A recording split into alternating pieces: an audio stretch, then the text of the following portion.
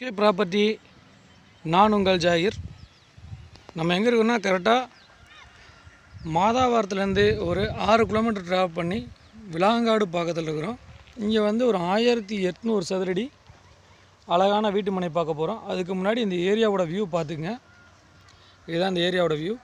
இப்போ தார் ரோடு போகிறதுக்கான வேலைகள் நடந்துகிட்ருக்குது.